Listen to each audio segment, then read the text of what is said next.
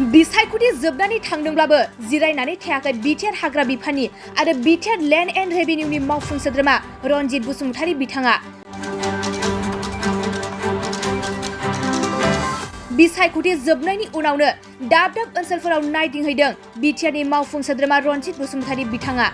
BTR हाग्रा बिफाननि मावफुं सोद्रोमा रनजित बसुमतारी बिथाङा फरायसालिफोरजों लोगोसे गुबुन गुबुन सरखारि मावख'आव सरखारि मावथिफोरखौ सुराद लानाय आरो रायजो राजाफोरनि माखासे खामानिफोर आद्रा थानायफोरखौ खौरां लाहैनाया सोलिबाय थानायखौ नुबोगासिनो दं।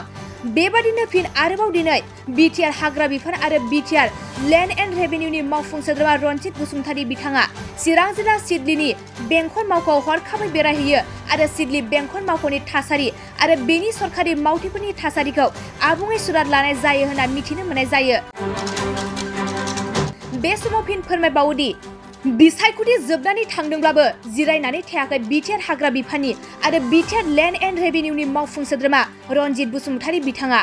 बिसायख'थि जोबनायनि उनावनो दाब दाब ओनसोलफोराव नायदिंहैदों बिटिआरनि मावफुं सोद्रोमा रनजित बसुमतारी बिथाङा। बिटिआर हाग्रा बिफाननि मावफुं सोद्रोमा रनजित बसुमतारी बिथाङा फरायसालिफोरजों लोगोसे गुबुन गुबुन सरखारि मावख'आव सरखारि मावथिफोरखौ सुराद लानाय आरो रायजो राजाफोरनि माखासे खामानिफोर आद्रा थानायफोरखौ खौरां लाहैनाया सोलिबाय थानायखौ नुबोगासिनो दं। बेबादिनो फिन आरोबाव दिनै बिटिआर हाग्रा बिफान आरो बिटिआर लेन्ड एन्ड रेभिनिउनि मावफुं सोद्रोमा रनजित बसुमतारी बिथाङा चिरां जिल्ला सिडलीनि बेंखन मावख'आव हरखाबै बेरायहैयो आरो सिडली बेंखन मावख'नि थासारि आरो बेनि सरखारि मावथिफोरनि थासारिखौ आबुङै सुराद लानाय जायो होनना मिथिनो मोननाय जायो।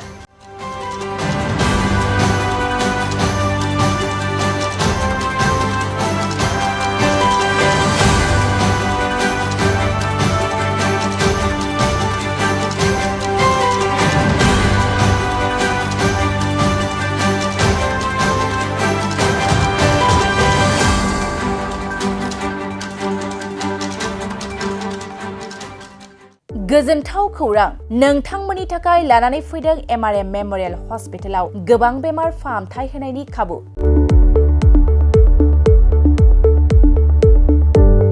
बेमारि सुबुंफोरनि थाखाय गोजोनथाव खौरां एमआरएम मेम'रियेल हस्पिटालाव मोजां रोंग'थि गोनां डक्टरफोरजों बेमारि सुबुंफ्रा मोजां फाहामथाय लानो हानाय सुबिदाखौ लानानै फैबाय एमआरएम मेम'रियेल हस्पिटाला।